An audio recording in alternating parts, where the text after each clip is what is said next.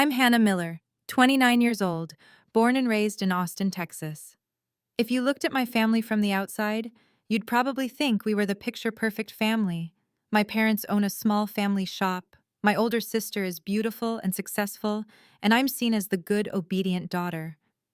But beneath the surface, the story is entirely different. I spent most of my childhood living in the enormous shadow of my sister, Rebecca Miller. From a young age, Rebecca was the one my parents called the star. She was smart, outgoing, and had a natural knack for leadership. I remember one time at a family party, my mom, Linda, introduced Rebecca to a friend. "This is Rebecca, my eldest daughter. She's going to make our family proud." And me? I stood there, forcing a smile, waiting to be mentioned. But all my mom added was a brief, "And this is Hannah, the younger one. She's very sweet." Just 2 sentences, but they shaped my entire childhood. One was the star, and the other was the sweet shadow. My childhood was filled with memories of disparity. Rebecca's birthdays were always extravagant, balloons everywhere, 3-tier cakes, and a crowd of friends. Meanwhile, my birthdays were just a handful of cupcakes my mom grabbed from a nearby bakery.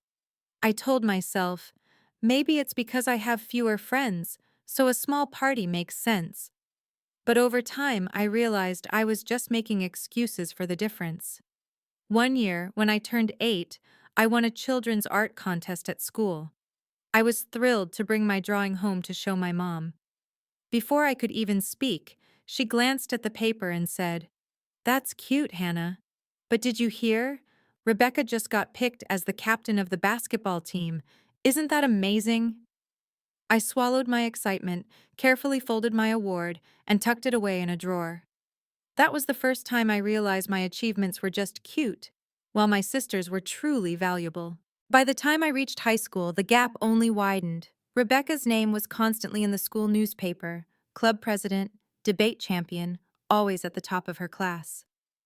I quietly tried my best, joining the debate team, playing the piano, and even winning a regional academic competition. But at home, my dad, George, would just glance at my certificate, pat my shoulder, and say, "Good job, Hannah. But you should see how your sister delivers a speech. She's got real leadership qualities." I smiled, but inside, it felt like someone was squeezing my heart. The story of the car drove the pain even deeper. When Rebecca turned 16, my parents bought her a brand new Honda Civic, complete with a giant red bow on top. I still remember that morning. Rebecca's eyes sparkled as she received the keys, and the whole family cheered like it was a coming-of-age ceremony. And me? 3 years later, when I was old enough to drive, my parents handed me the keys to an old Toyota Corolla that had been passed down from my uncle. They said, "This car runs just fine. You don't need a new one. You don't go out as much as your sister anyway, so this is enough." I nodded, thanked them, but inside, there was just a cold, empty void. I didn't want luxury. I just wanted to feel valued the way Rebecca was. The breaking point came on my high school graduation day. That day, I was named valedictorian, an achievement I'd worked years for. I was waiting for the moment my parents would stand up and clap proudly for me, and they did stand up, but not for me. As I accepted my diploma on stage, I overheard my mom whispering to someone next to her, "Rebecca's about to start at the University of Texas. She's going to be the best lawyer in the city." My dad nodded, his eyes gleaming with pride. I heard every word, even as I tried to focus on my steps across the stage. When I held my diploma, my hands were trembling, not from excitement, but from the feeling of being abandoned in my own moment of glory. That was the first time I realized I might never be enough, at least not in my parents' eyes. I grew up in silence, not the kind you hear, but an inner silence, the kind where you accept unfairness, stay quiet to avoid bothering others, and remain the easy child. Deep down, though, I always longed to hear a simple sentence. "We're proud of you, Hannah." I tried so hard. I joined extracurriculars, excelled in school, and even worked part-time to be less dependent on my family. I thought if I was good enough, persistent enough, my parents would see me differently. But that recognition never came. Looking back on my childhood and early adulthood, I see one thing clearly. I spent too many years seeking love and fairness from a place that wasn't mine to claim. I was Hannah, the sweet daughter in my parents' eyes. But inside, I was a person full of hurt, constantly trying to step out from my sister's shadow. I'm sharing this with you not to complain. I believe many of you have felt overlooked in your own families, compared to others, or undervalued, and only those who've been through it truly understand how much that hurts. My story is far from over, and what happened next was even more intense. Because the day my parents told me, the best gift you could give your sister is to disappear from this family, that day changed my entire life. I'd love to hear your thoughts. Please leave a comment below so we can connect. Maybe my story reflects a piece of your own experience.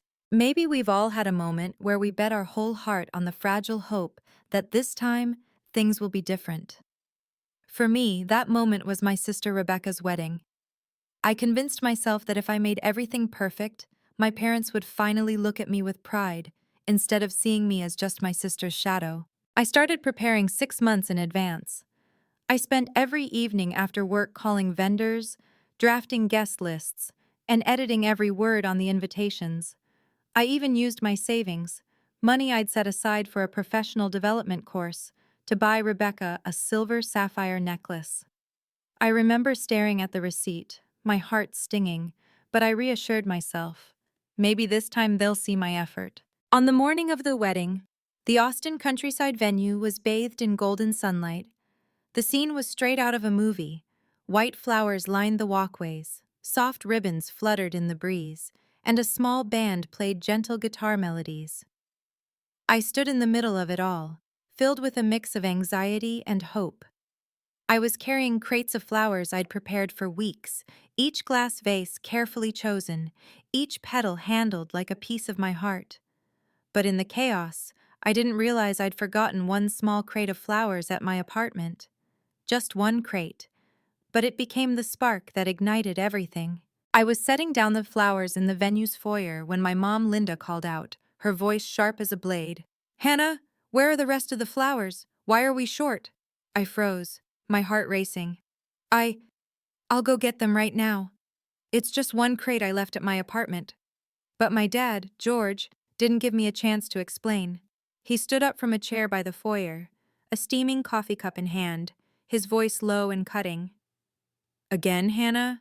How many times are you going to mess things up?" I felt the eyes of the guests around me.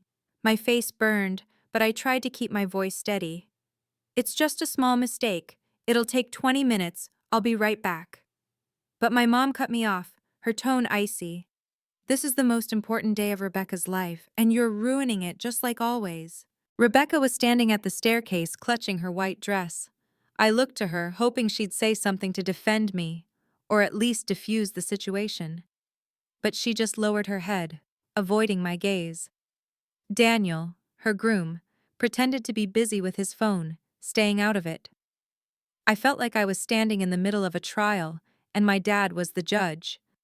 He shot me a look as cold as steel and said, his voice dripping with contempt, "The best gift you could give this wedding is to disappear from this family." Those words hit like a knife, tearing through every hope I'd held onto. My heart constricted, my throat tight. All those late nights, all the money I'd saved, all the tiny hopes that today would be the day I'd be seen, gone in an instant. I looked at Rebecca one last time. She stayed silent. No protest, no reassuring touch, just silence. And in that silence, I realized the bitter truth. I had always been alone in my own family. Susan, my mom's best friend, stood nearby, her eyes flickering with pity. But she said nothing. No one did. I set the crate of flowers down, my hands shaking, but my voice strangely calm. "Fine. If that's what you all want, I'll disappear." I turned and walked out of the venue. Each step felt heavier, pressing against my chest. When the wooden door slammed shut behind me, I knew I wasn't just leaving a party, I was leaving my family. Outside, The sunlight was still radiant, and laughter from the venue echoed behind me. But to me, everything blurred behind a veil of tears. I got in my car and sat there for hours. The only thing ringing in my head was, disappear from this family. It wasn't just a spur-of-the-moment comment. It was a verdict. When I finally started the car, I knew I wasn't going back. I couldn't walk back into that room, couldn't face those contemptuous looks again. If they wanted me gone, I'd do it, completely. From that moment, my story stopped being about seeking validation.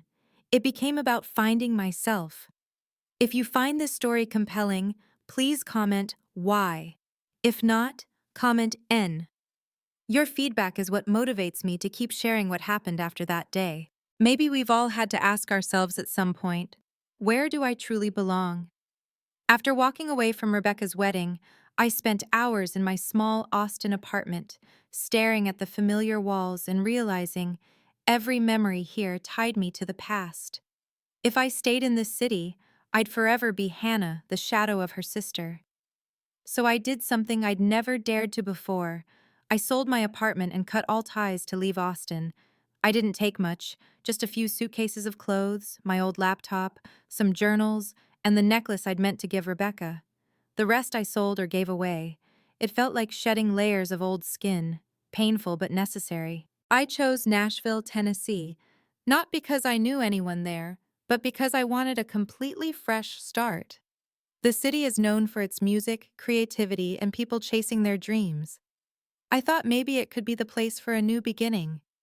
Those first days were brutal. I rented a small apartment on the third floor of an old building.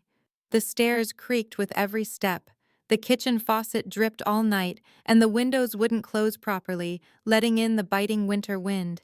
But in that apartment, I found something I never had in Austin: freedom.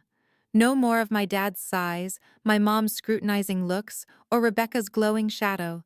Just me and a blank page to start over. I decided to pursue the one thing I had some experience in: freelance event planning. I started small, building a website, designing a logo, and creating a portfolio with photos from events I'd helped friends with. I sent emails to local businesses, cafes, restaurants, anyone who might need an event planner. Most went unanswered. A few responded, but turned me down when they learned I didn't have a prestigious family background or a big company backing me. I almost gave up. There were nights I lay curled up on my small bed, wondering if I'd been foolish to leave everything behind and start from scratch. Then something unexpected happened. An old colleague from Austin, someone I'd worked with on a small event, posted a long Facebook message.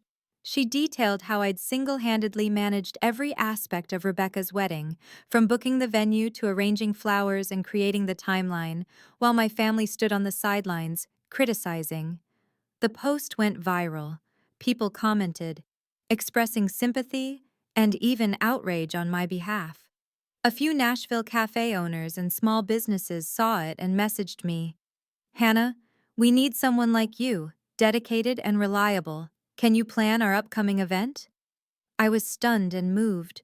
For the first time, my efforts weren't dismissed. They were publicly acknowledged. The first contracts were small but challenging. I planned an opening party for a bakery and an anniversary event for a local law firm. I worked sleepless nights, designing posters, contacting vendors, and decorating by hand. There were moments I was so exhausted I wanted to collapse, but I told myself, this is my chance to prove I can stand on my own. Slowly, my name started to spread in Nashville's small community. People referred me to friends and colleagues.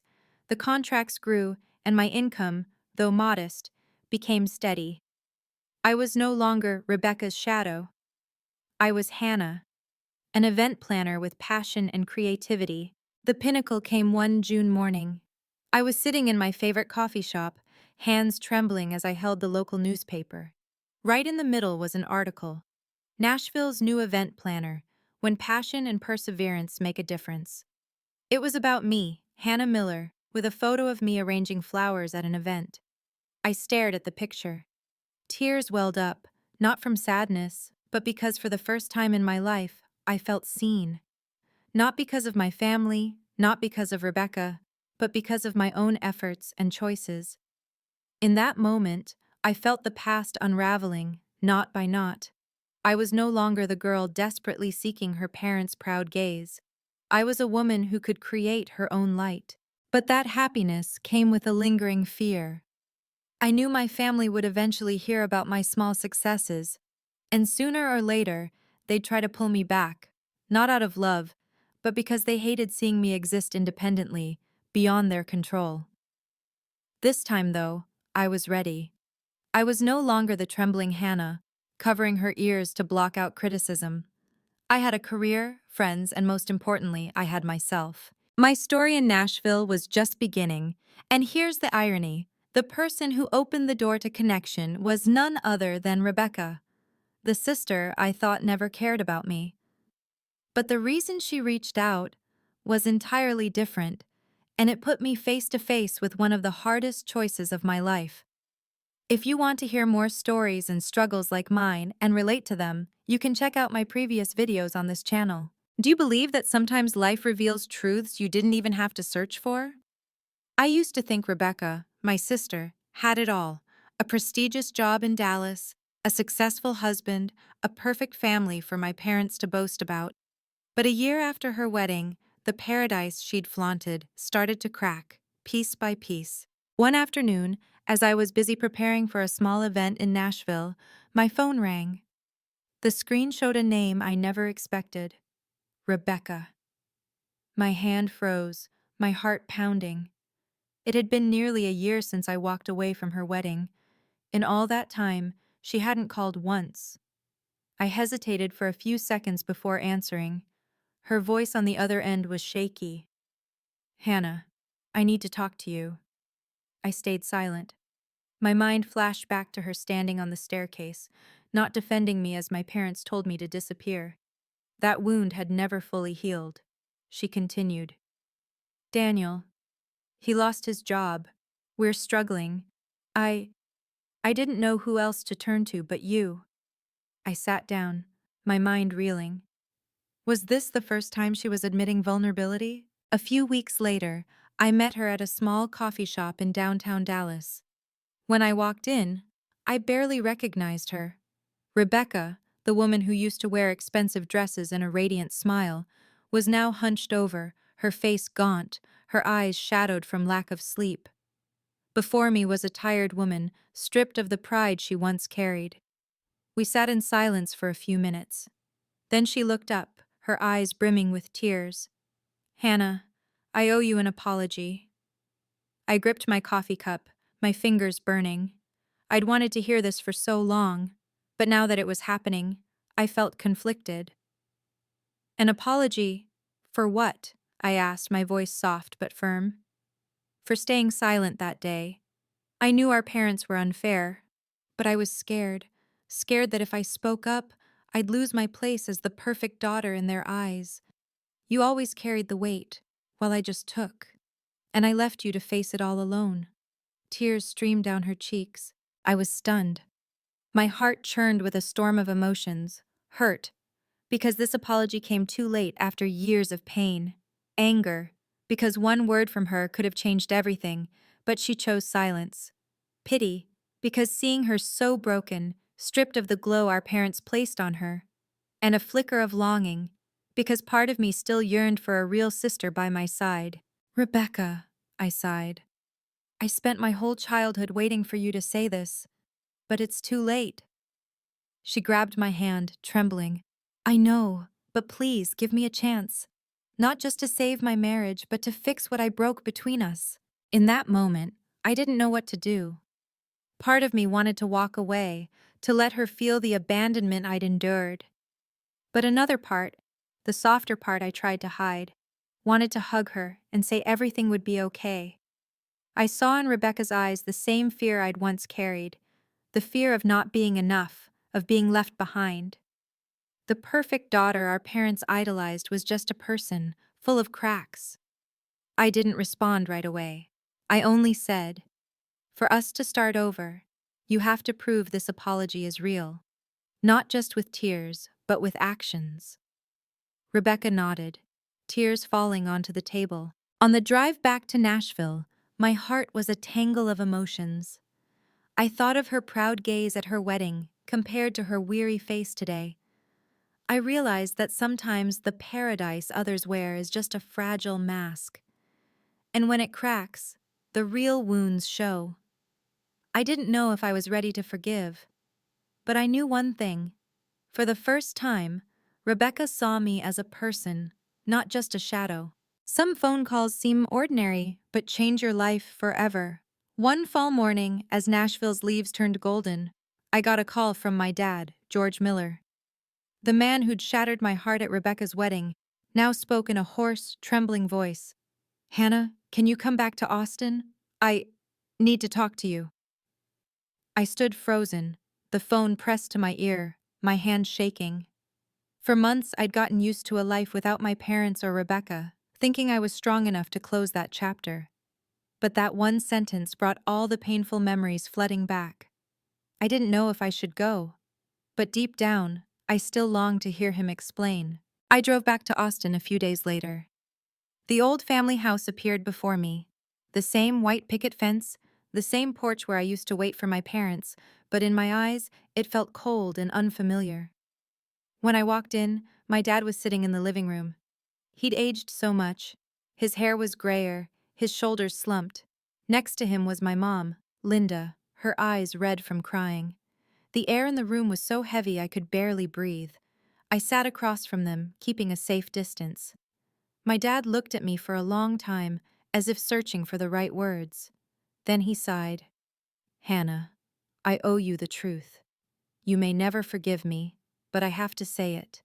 He started talking about his childhood, growing up in a poor Texas neighborhood, working odd jobs to help his family. He always felt inferior, looked down upon.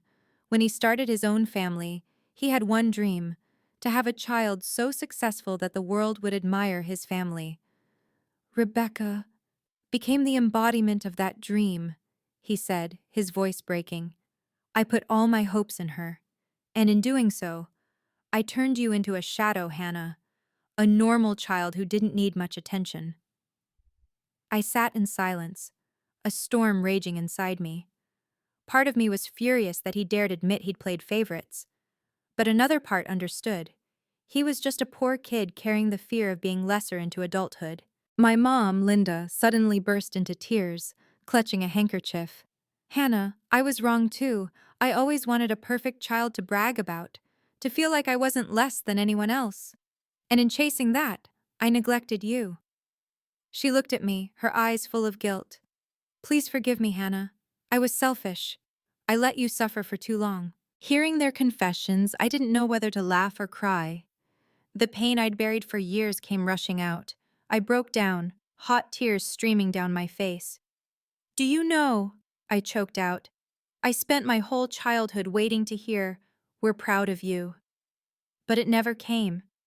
I was always compared, always seen as less. You made me invisible in my own family." My voice trembled, cutting through the silent air like a blade. My parents looked down, unable to meet my eyes. In that climactic moment, I realized what I truly needed wasn't blind validation, it was the truth. And finally, I had it, however late and bitter. My dad whispered, his voice shaking. "I'm sorry, Hannah. I can't take back the lost time, but I hope there's still a chance to make it right." I wiped my tears, my heart heavy with emotions. I couldn't forgive them right away, but at least the weight I'd carried for so long had a name. It was no longer a silent wound, but a truth I could face. Before I left, my mom grabbed my hand tightly. "Please, don't abandon us again. Give us a chance to make things right." I looked at her, then at my dad. In their eyes, I saw genuine remorse, something I never thought I'd witness. But my heart was still scarred. I gave a slight nod, neither promising nor refusing. Driving back to Nashville, the autumn breeze blowing through the window, I felt lighter, but conflicted. What does forgiveness mean? Erasing the past or just setting down the burden to move forward? I didn't have an answer. But I knew one thing. That meeting had opened the door to a new chapter in my family. Whether it would lead to reconciliation or another fracture, I didn't know. Have you ever imagined your family, the people who once broke your heart, sitting together in your home on a sacred day like Thanksgiving? For me, that was once unthinkable. Yet this year, it became reality. My small Nashville apartment, where I'd started from nothing, had become my sanctuary and the office for the event planning business I'd built. The walls were lined with framed photos from major events I'd organized. The bookshelf held business cards from clients, and a corner displayed fresh flowers my team gave me to celebrate a new contract. Every detail here proved I'd come a long way, and I'd built it with my own hands. That afternoon, I set a long dining table: golden roasted turkey, mashed potatoes, cranberry sauce, and fragrant pumpkin pie. I wasn't just preparing a meal, I was preparing for a meeting that I knew would change everything. A knock at the door made my heart skip. When I opened it, there they were. My dad, George, his hair grayer, his eyes cautious. My mom, Linda, clutching a handkerchief, her face hesitant. And Rebecca, my sister, her gaze a mix of worry and hope. In that moment, I could have turned them away. But instead, I took a deep breath and invited them in. The air was awkward at first. The clink of silverware on plates was deafening in the quiet room. I tried to keep my voice steady. I invited you here to see. This is my life now. My dad looked around the apartment, his eyes briefly flashing with pride before dimming with guilt. My mom bit her lip, her eyes red. Rebecca stared at me for a long time, as if wanting to say something but unsure how to start. Finally, my dad spoke. Hannah, thank you for giving us a chance to be here. I know, I've done so much wrong. My mom broke down, her hands trembling. My girl, I was so selfish. I wanted a child to show off, to make up for my own shortcomings. And in doing that, I hurt you. Please, don't hate us. Rebecca set her wine glass down, her voice hoarse. Hannah, I'm so sorry. I let you carry everything, let you suffer alone. I stayed silent because I was afraid of losing their favor, but the cost was losing you. That was my biggest mistake. I looked at each of them. My heart was pulled in every direction, old wounds ached, memories of hurt lingered. But at the same time, I saw they weren't the cold, indifferent people from my memories anymore. They were human, facing their own mistakes. I set down my silverware, my voice slow but firm. If this family is going to exist, you need to understand, I will never accept being undervalued again. Our relationship can only continue if there's respect and fairness. If not, I'd rather be alone. The room fell silent. I could hear my own heartbeat. Then Rebecca reached for my hand, her eyes brimming with tears. You deserve to be loved, and this time, I'll stand by your side. My dad stood up and pulled me into a hug, firm, awkward, but sincere. I'm sorry, Hannah. I let you suffer too much. From now on, I want to make it right, not for some star, but for you.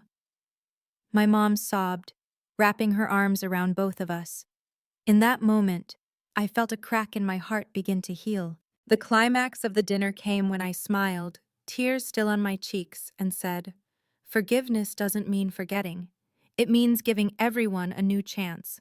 Let's start over, but this time, no shadows will cover anyone. The table fell silent. Then, as if a weight had lifted, the air grew warmer. For the first time in years, I felt like I truly had a family. That night, as I walked my parents and Rebecca to the door, I stood alone on the porch. The Nashville night air was chilly, but my heart was warm in a way it hadn't been before. I knew the past couldn't be erased, but it no longer held me captive. I chose forgiveness, not because they deserved it instantly, but because I deserved peace. I closed the door and looked around my apartment, once a symbol of loneliness, now proof of the strength of my healing journey. And I knew this was just the start of a new chapter. A chapter where I, Hannah Miller, was no longer anyone's shadow, but myself. A woman strong enough to forgive, proud enough to set boundaries, and generous enough to keep a family in a new form, a family of respect and fairness. Looking back on my journey, I've learned that family doesn't always mean warmth. Sometimes it's the place that hurts you the most. But in that pain, I discovered the immense value of growth, of standing up for myself, and of claiming my worth. My story isn't just about escaping someone else's shadow, it's about learning to forgive and set boundaries to earn respect. I've realized that forgiveness isn't about erasing the past, but about freeing yourself from its weight and opening the door to a new beginning. If you've ever felt overlooked or undervalued, remember, your worth doesn't depend on others' eyes. You deserve fairness, love, and respect. And sometimes, choosing forgiveness is the strongest way to move forward. If this story resonates with you, please like, leave a comment, and follow my channel to join me in sharing more heartfelt stories.